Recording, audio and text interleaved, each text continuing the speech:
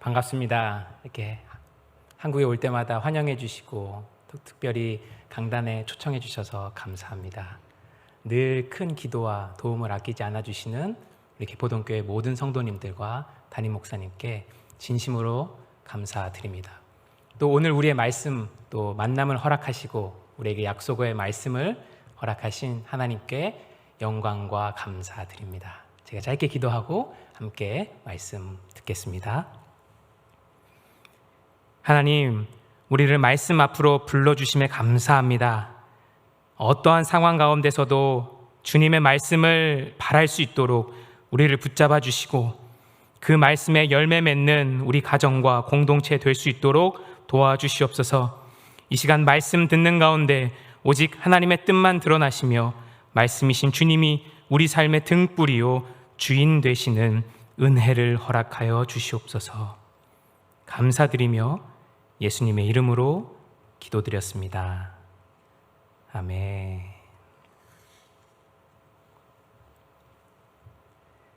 오늘 우리가 읽은 본문은 아마도 많은 분들이 익숙한 본문일 겁니다. 그래서 좀 이 본문을 낯설게 읽어보려고 합니다. 오늘 본문에 나오는 사무엘 선지자는 당대에 가장 존경받는 선지자였습니다. 하지만 그 사무엘이 지금 이름도 모르는 소년 하나를 우두커니 기다리고 있습니다. 이것은 절대로 당연하지 않은 상황입니다. 어디 꼬마 아이가, 소년이 당대에 가장 존경받는 선지자를 하염없이 기다리게 만든단 말입니까? 게다가 지금 사무엘이 있는 곳은 베들레헴이라는 아주 작은 도시입니다. 베들레헴은 오늘 본문이 속한 사무엘상에서 처음 나오는 도시입니다. 그동안 사무엘 선지자는 베델, 미스바, 라마와 같이 큰 도시들을 돌면서 이스라엘을 영적으로 돌보고 다스렸습니다. 그런 큰 도시들에 비하면 오늘 본문의 베들레헴은 아주 작고 초라한 도시에 불과합니다. 그렇다면 이 작은 도시 베들레헴에 이 위대한 선지자가 무슨 일이랍니까? 또 그 위대한 선지자는 어떤 이유로 한 이름 모를 소년을 지금 하염없이 우두커니 기다리고 있다는 말입니까? 이 당연하지 않은 상황을 우리가 조금 더 생각해 보겠습니다. 사무엘이 베들레헴을 방문했을 때 혼자 갔겠습니까? 아무리 줄이고 줄여도 수행원들이 많이 따라갔을 것입니다. 사무엘의 움직임은요, 당시 왕이었던 사울 왕에게까지 보고되는 아주 큰 움직임이었습니다. 그런 사무엘이 갑자기 예고도 없이 이 작은 도시 베들레헴을 방문했으니 이 성읍 전체가 얼마나 깜짝 놀랐겠습니까?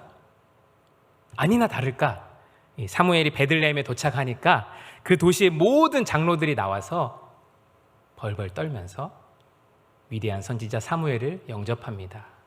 그리고 조심스럽게 묻습니다. 무슨 일로 오셨습니까? 평안한 일로 오셨습니까? 장로들은 두려웠던 겁니다. 무슨 큰 문제가 있기에 이 큰 선지자가, 이 위대한 선지자가 이 자그마한 도시를 방문했지? 혹시 큰 재앙의 바람이 불진 않을까? 이런 두려움이 있었습니다. 그 마음을 잘 아는 사무엘은 급히 그들을 안심시킵니다. 나는 평안한 일로 왔다. 그리고 계속해서 말하죠.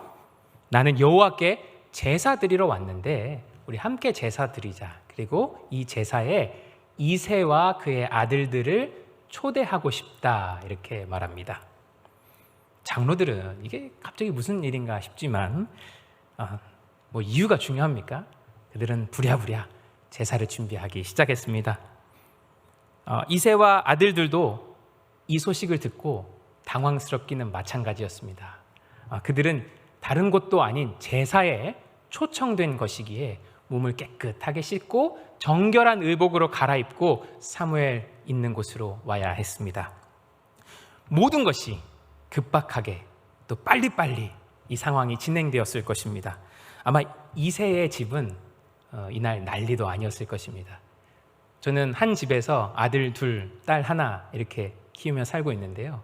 이 셋만 데리고 주일에 아침에 교회를 가는 것도 전쟁이고 난리입니다. 한 녀석 이렇게 잡아다 태우고 그러면 한 녀석 도망가 있고 막 그러는데요. 또 특별히 저희 교회, 신시내티에 있는 저희 교회가 예배 장소를 빌려서 사용하기 때문에 모든 짐들을, 교회 짐들을 다 매주 차에 싣고 가야 합니다. 그래서 이제 짐을 다 싣고 아이들을 이제 태우려고 보면 한 녀석은 저기 도망가서 놀고 있고 저 풀밭에서 놀고 있고, 그래서 그 아이를 잘 타일러서 차에 태우고 나면 또 한 녀석이 저기 가서 놀고 있고, 그래서 그 녀석을 잘 데려다가 잘 타일러서 차에 태우고 나면 아까 차에 태웠던 그 녀석은 사라져 있습니다. 어디로 간 것일까요?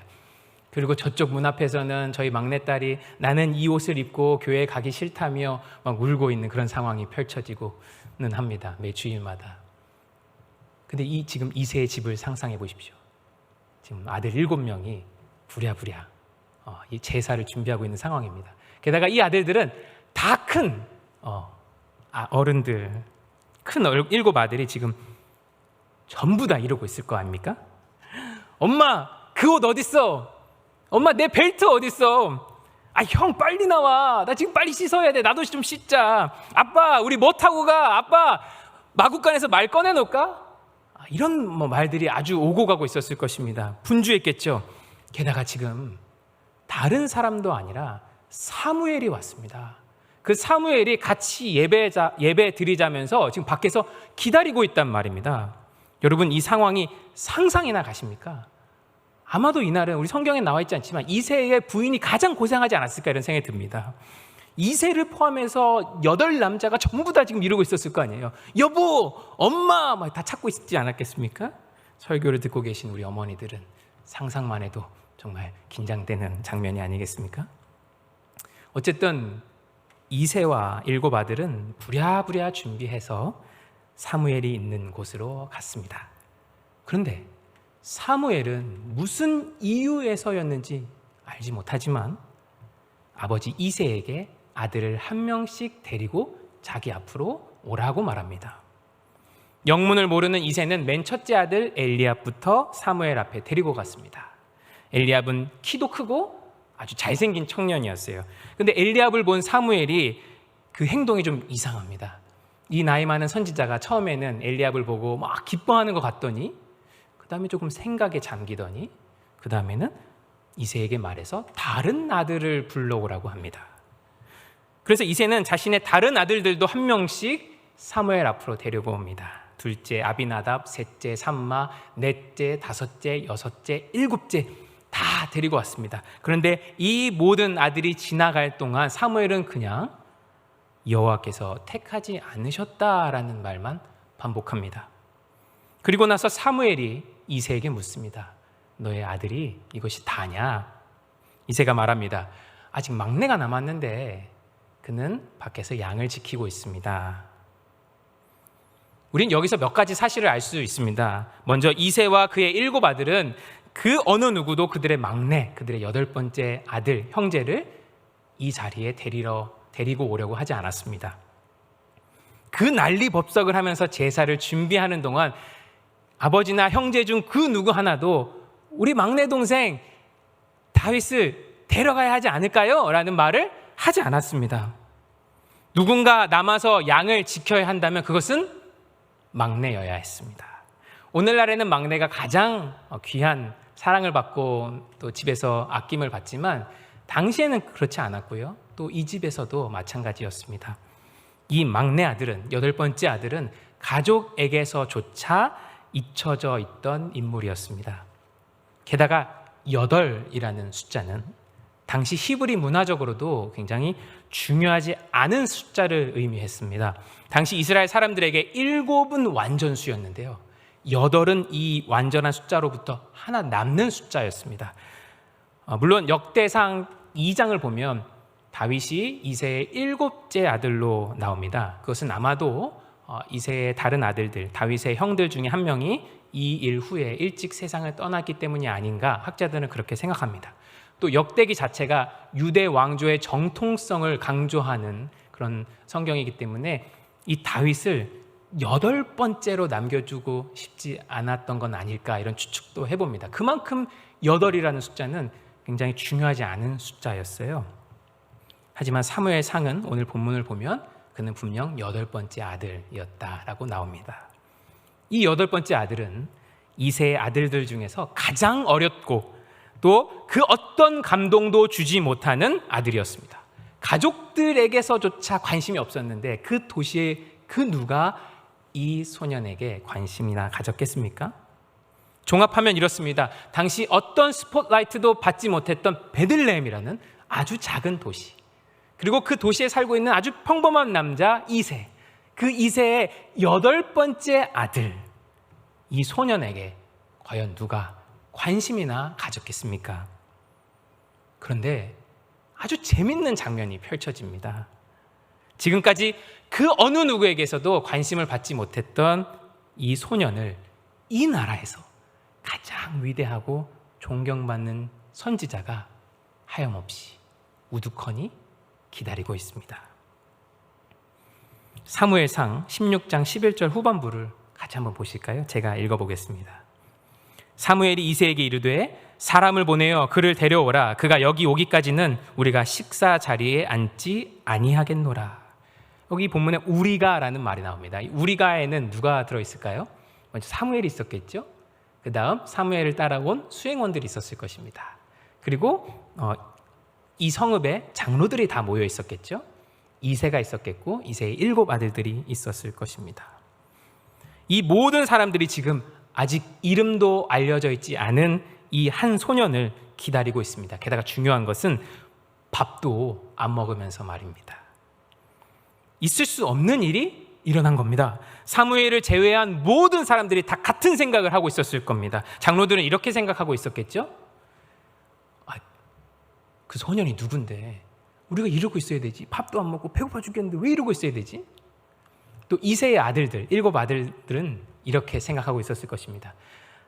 내가 막내 때문에 지금 이러고 있어야 돼? 집에 들어가서 보자. 이렇게 이를 갈고 있었겠죠? 재미있는 사실은 우리는 아직까지 이 소년의 이름조차 알지 못합니다. 사무엘서의 저자는 아직까지 이 소년의 이름을 일부러 알려주고 있지 않아요. 여기 모여있는 사람들은 그들의 사회에서 늘 중요하게 여겨졌던 사람들입니다. 특히 사무엘과 장로들, 또 이새의 첫째 아들은요, 최근에 식사에서 그 누군가를 기다려본 적 없었던 사람들일 거예요. 아마도 그들은 그랬을 것입니다. 그럼 그들이 지금 아주 하찮은 소년 하나 때문에, 그렇게 자신들이 생각해왔던 한 소년 때문에 지금 모두 스탠바이 상태에 있습니다. 얼마나 오랜 시간이 지났을까요? 아버지 이새의 말대로라면 그는 먼 뜰에서 양을 지키고 있었기 때문에 누군가 그를 데리러 가서 그가 집에 와서 몸을 씻고 정결한 의복으로 갈아입고 다시 사무엘이 있는 곳으로 오기까지는 아주 오랜 시간이 걸렸을 것입니다.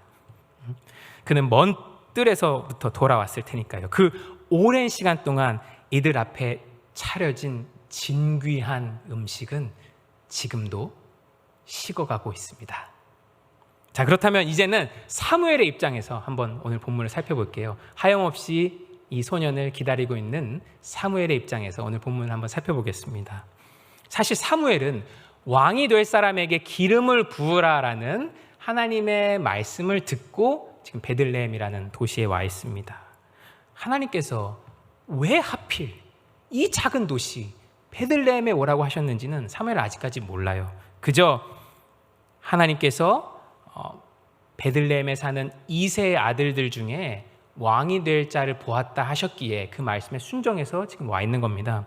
또한 아직 사울이 왕 위에 버젓이 살아있는데 다른 다른 사람에게 기름을 부으라는 이 말씀은 굉장히 위험한 말씀입니다.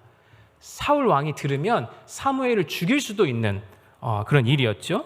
하지만 하나님께서 사무엘에게 그렇게 말씀하셨기에 지금 사무엘은 베들레헴에 순종하여 와 있습니다. 그렇게 어떻게 베들레헴에 도착한 사무엘은 이새의 아들들을 하나씩 만나기 시작합니다. 먼저 첫째 아들 엘리압을 만났습니다. 엘리압이 저 멀리서부터 걸어오는데 키가 훤칠하고 아주 용모가 돋보입니다. 그것이 다가올수록 더 잘 보입니다.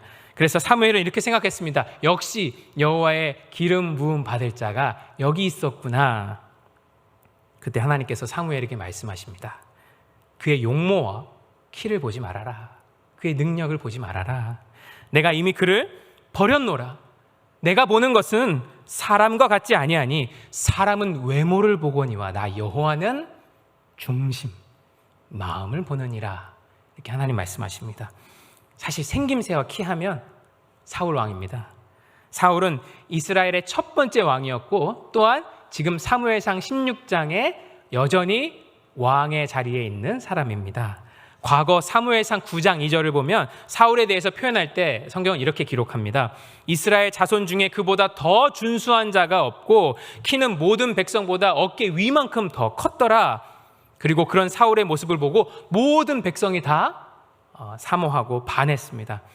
그러나 사울의 문제는 외모에 있었던 것이 아니었습니다.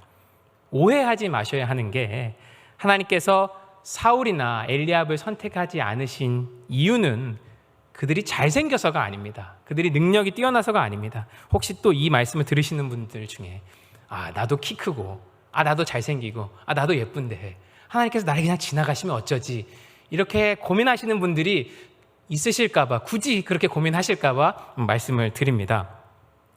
하나님은 엘리압의 중심을 보셨기에 그를 선택하지 않으셨습니다.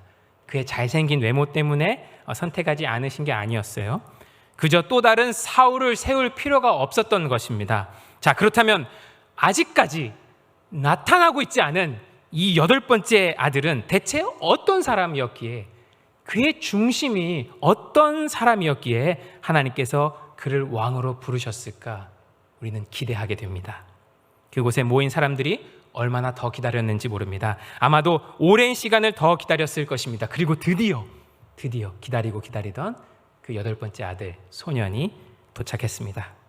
그런데 오늘 본문 12절을 보면 또 이 성경은 그 아들, 막내 아들의 생김새부터 기록을 해요. 그의 빛이 붉고 눈이 빼어나고 얼굴이 아름답더라.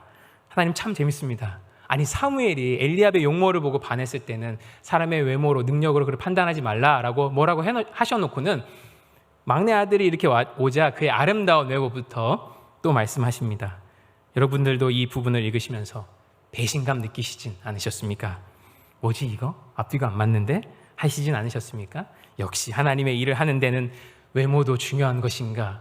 이런 생각을 하시진 않으셨습니까? 그러나 성경의 모든 기록에는 다 이유가 있습니다. 잘 생각해 보면 앞서 하나님께서 나는 사람을 볼 때 외모를, 능력을 보지 않는다라고 말씀하셨기 때문에 이제 막내 아들의 이 아름다운 외모는 우리에게 감동을 주는 요소가 아닙니다. 아무리 그의 외모가 뛰어나고 아름다웠다 할지라도 우리에게는 그것이 이미 상관없게 된 상태라는 거죠. 또한 하나님께서 나 여호와는 중심을 보느니라 이 말씀을 하시지 않았다면 우리는 이 막내 아들을 볼 때 역시 외모를 먼저 봤을 것입니다. 그러나 여러분은 나중에 왕이 되는 이 소년이 누군지 다 잘 아시죠? 근데 이 왕을 기억하실 때 무엇부터 떠오르십니까? 외모부터 떠올리시는 분 계십니까? 아니죠. 떠올릴 때 순종, 신실함 이런 것들을 먼저 떠올립니다. 막내 아들이 도착하자 하나님께서 사무엘에게 말씀하십니다. 이가 그다. 일어나 그에게 기름을 부으라. 하나님께서 보고 계셨던 하나님을 중심에서부터 사랑하는 자, 그 사람이 바로 이 소년이었던 것입니다. 성경은 사무엘이 그 소년에게 기름을 부었을 때 비로소 이 막내 아들의 이름을 소개합니다. 13절입니다. 이날 이후로 다윗이 여호와의 영에 크게 감동되니라.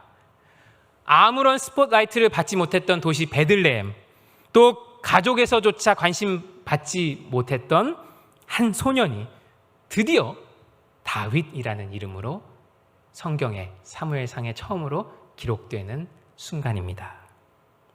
근데 여러분, 그런데 우리는 여기서 꼭 이 질문을 던져야 합니다. 어쩌다가 이 소년이 다윗이 될 수 있었습니까?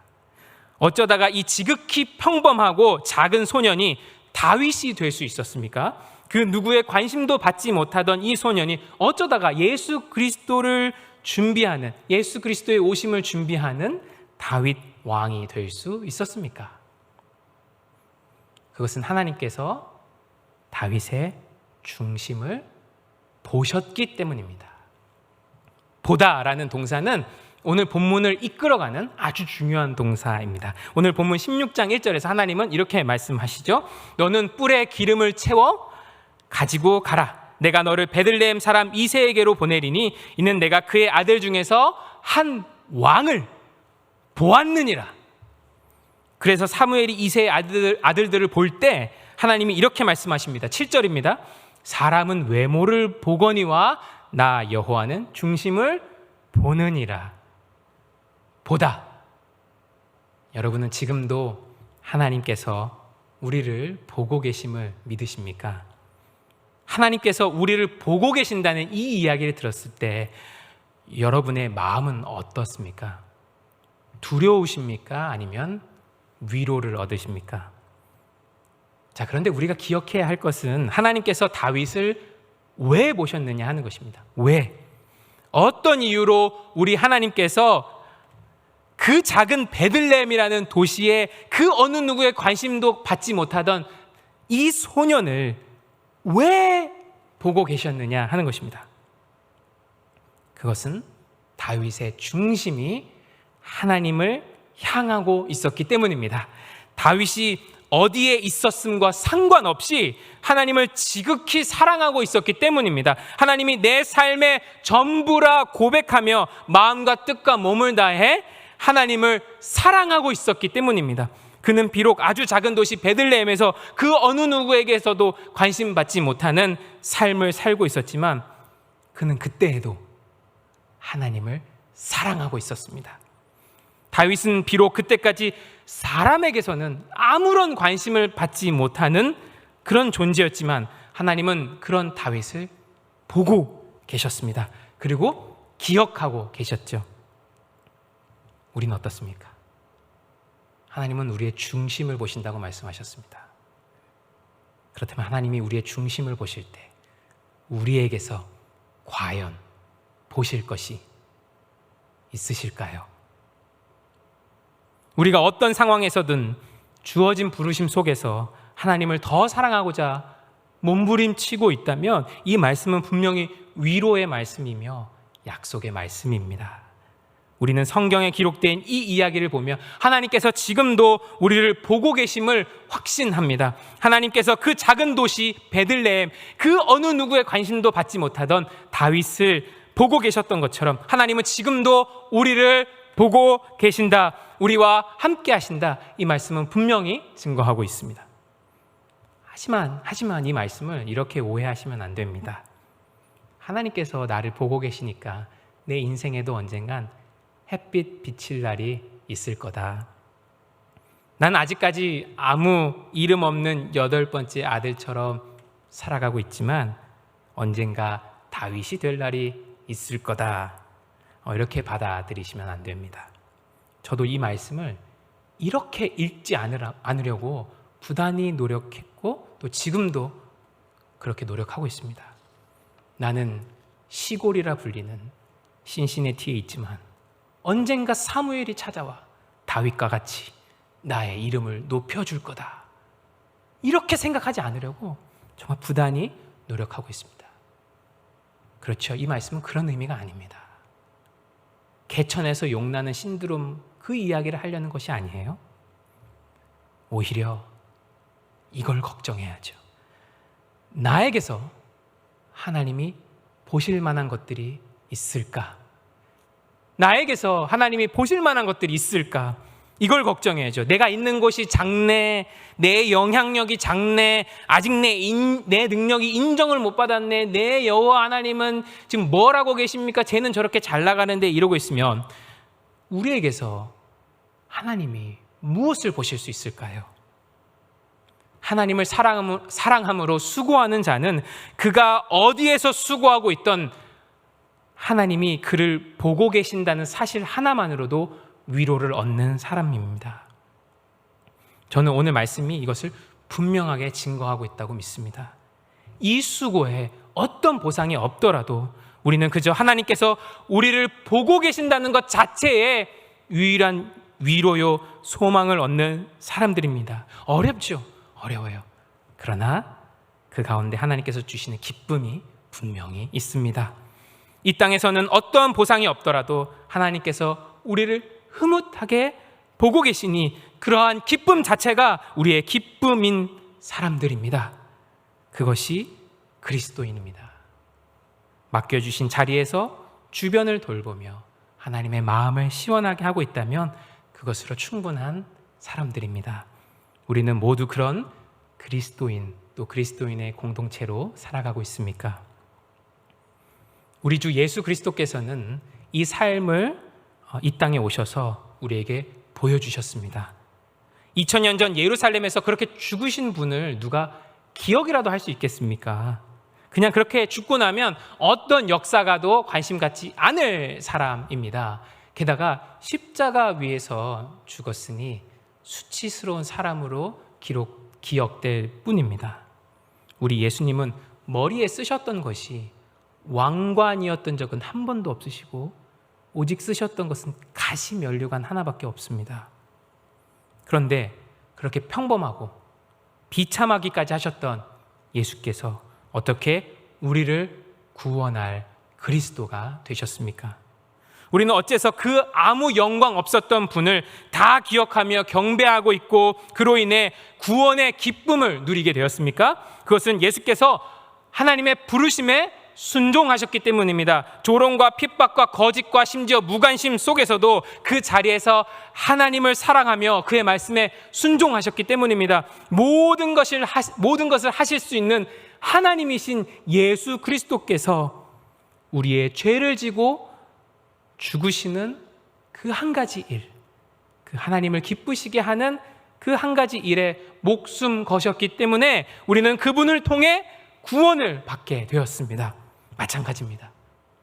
우리가 어디에 살고 있든, 우리가 어떤 대접을 받고 있든, 우리가 어떤 자리에 있든, 우리의 영향력이 얼마나 되든 그런 것은 하나님께서 우리를 보시는 요인도 아니고 원인도 이유도 아닙니다.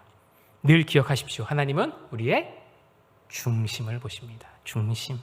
오해하지 마시기 바랍니다. 이 말씀은 높은 자리 추구하지 말라라는 그런 말이 아닙니다. 최선을 다해 능력을 갖추려는 것은 잘못된 거다, 이런 말씀을 드리려는 게 아니에요. 여러분 부르신 자리에서 주님 말씀에 순종하며 최선을 다해야 합니다. 이 말씀은 어느 자리에 있든, 그 지위가 높고 낮든, 잘 알려져 있든 혹은 잘 알려져 있지 않든, 우리가 어디에 있든 그 어느 누구에게나 해당되는 말씀입니다. 결국 오늘 말씀은 우리 모두에게 이 질문을 던지고 있어요. 하나님이 너희를 보실 때 중심을 보시는데 너희 중심엔 뭐가 있니? 하나님께서 우리를 보실 때 우리의 중심에는 하나님이 보실 만한 것이 있습니까? 말씀을 마치겠습니다. 하나님의 눈은 다릅니다. 하나님의 눈은 그 어떤 관심도 받지 못했던 도시 베들레헴, 그 어떤 관심도 받지 못했던 이새의 막내 아들을 보고 계셨어요. 누구에게서도 관심 받지 못했던 다윗이었지만 그의 중심은 늘 하나님을 향하고 있었고 하나님은 그런 다윗을 늘 지켜보고 계셨습니다. 하나님은 지금도 그 눈으로 우리를 보고 계세요. 여러분은 요즘 누구의 눈에 보기 좋은 사람으로 살아가고 계십니까? 사람들이 보지 않는 자리에서도 묵묵히 부르신 일을 감당하고 계십니까? 누가 알아주지 않는 자리에서도 그때에도 이 소년과 같은 삶을 살고 계십니까? 여러분은 교회에서, 직장에서, 학교에서, 또 가정에서 그런 삶을 살고 계십니까? 하나님께서 그런 눈으로 우리를 바라보고 계시다는 사실이 우리의 유일한 소망이요 위로가 되고 있습니까? 그리고 이것도 여쭙고 싶어요. 우리는 전혀 관심을 끌지 못하는 그 막내 아들과 같은 사람들에게 관심을 갖고 살고 있습니까? 그들을 위해 나의 배고픔을 잠시 멈추고 그들을 기다릴 수 있는, 그들을 섬길 수 있는 그런 넉넉함을 가지고 계십니까? 끝으로 마태복음 2장 6절은 미가서 5장 2절을 인용하면서 이렇게 기록합니다. 또 유대 땅 베들레헴아, 너는 유대의 고을 중에서 가장 작지 아니하도다. 내게서 한 다스리는 자가 나와서 내 백성 이스라엘의 목자가 되리라 하였음이니이다. 사무엘은 베들레헴에 제사를 드리러 왔다라고 말했지만 그는 결국 다윗에게 기름만 붓고는 바로 라마라는 도시로 떠납니다. 13절을 보면 그렇게 기록되어 있어요. 적어도 성경은 오늘 본문이 끝날 때까지 사무엘이 제사를 드렸다라는 내용을 기록하고 있지 않습니다. 그렇다면 하나님께서는 사무엘에게 거짓말을 시키신 걸까요? 상황 면피용 그런 거짓말을 시키신 걸까요? 야, 사울이 알면 너를 죽일지도 몰라. 그러니까 암송아지 하나 끌고 가서 제사하러 왔다라고 말해라. 이렇게 사무엘에게 거짓말을 시키신 걸까요? 아닙니다. 이 제사를 누가 완성시키시죠? 먼 훗날 다윗의 씨로부터 태어날 이 베들레헴의 마국간에서 태어날 예수 그리스도께서 그 예수님을 통해 그 완전한 희생 제사가 완성됩니다. 그렇게 생각하면 사무엘이 제사를 드리러 베들레헴을 방문했다는 이 말은 거짓말이 아닙니다. 그는 자신도 모르는 사이에 그 영원한 한 제사를 준비하러 베들레헴에 왔으며 또 베들레헴에서 하나님의 말씀을 순종했던 것입니다. 마찬가지입니다. 하나님은 오늘도 우리를 통해 다시 오실 예수 그리스도의 이 길을 준비하고 계십니다. 베들레헴과 같이 이름 없는 자리에서도 주님의 말씀을 순종하며 그 순종과 거룩한 몸부림을 통해서 하나님은 지금도 다시 오실 그리스도의 길을 준비하고 계십니다. 여러분 이것을 믿으십니까?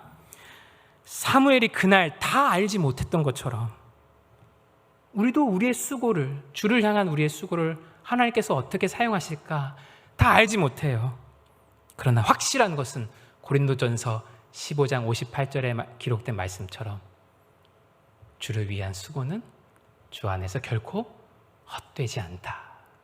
결코 헛되지 않게 사용하실 것이다. 이 진리가 우리의 마음에 깊이 남습니다. 지금 내 삶이 베들레헴 같더라도 또 지금 내 삶이 그 8번째 아들 그 소년 같더라도 내가 주님의 다시 오심을 위해 쓰일 수 있다면 그것보다 영광스러운 일이 어디에 있겠습니까? 말씀을 마치며 이 찬송의 가사를 생각해 봅니다. 높은 산이 거친 들이 초막이나 궁궐이나 내가 어디에 있든 상관없이 내 주 예수 모신 곳이 그 어디나 하늘나라. 하나님은 우리가 어디에 있든 지금도 우리를 보시며 함께 하시는 분이십니다. 여러분 이것이 오늘 본문에 나타난 복음이요 또 약속의 말씀입니다. 함께 찬양하겠습니다.